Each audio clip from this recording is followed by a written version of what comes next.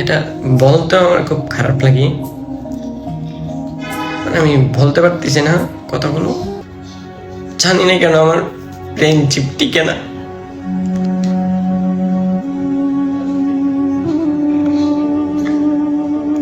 কোনোভাবে আমার সম্পর্ক বেশি দিন টেকে না। আমার কি অপরাধ ছিল? অঝরে কাছে ক্রেজি ইমন। দীর্ঘ 1 বছর পর একসাথে হয়েছে প্রিন্স মামুন লায়লা। অন্যদিকে লায়লার সাথে সম্পর্ক ভেঙে যাওয়ায় অঝরে কাছে ক্রেজি ইমন। কেঁদে কেঁদে লায়লা এবং প্রিন্স মামুনকে নিয়ে কি বলছে ক্রেজি ইমন, সম্পূর্ণ ভিডিও দেখে আপনার মতামতটি জানান। কথা বলতে চাই না, আমার ভিতরে অনেক কষ্ট হয়ে। প্রিন্স মামুন না থাকায় সেই শূন্যস্থান ক্রেজি ইমনকে দিয়ে পূরণ করেছিলেন লায়লা। যেহেতু মামুন নেই তাই ইমনের সাথে বেশ ঘনিষ্ঠ হয়েছিলেন লায়লা। সারাক্ষণ একসাথে বিভিন্ন জায়গায় ঘুরে বেড়াতেন। লায়লার বাসাতেও সবসময় দেখা যেত ইমনকে।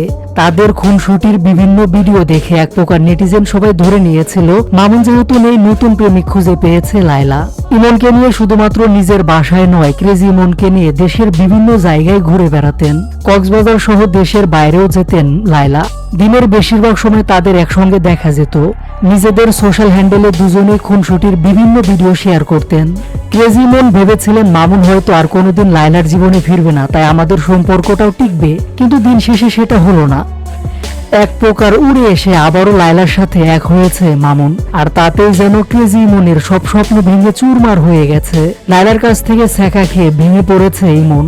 মামুন ফিরে আসায় ইমনকে এখন ছোট ভাই হিসেবে রাখতে চাচ্ছে লায়লা। এক প্রকার যেন মামুন লায়লার মধ্যে এখন কাবাবের হাড্ডি হচ্ছে ক্রেজি ইমন। এর মধ্যে এবার সোশ্যাল মিডিয়ায় ক্রেজি ইমনের একটি ভিডিও ছড়িয়ে পড়েছে, যেখানে অঝরে কাঁদতে দেখা গেল ইমনকে। কেঁদে কেঁদে ইমন বলছে, আমার কোনো রিলেশনই বেশি দিন টেকে না। শুধু রিলেশন না, বন্ধুত্ব টেকে না বেশি দিন। হয়তো উপর আল্লাহ চায় না আমি কারোর সাথে বন্ধু হই। ঠিক এভাবে কথাগুলো বলে ক্রেজি ইমন।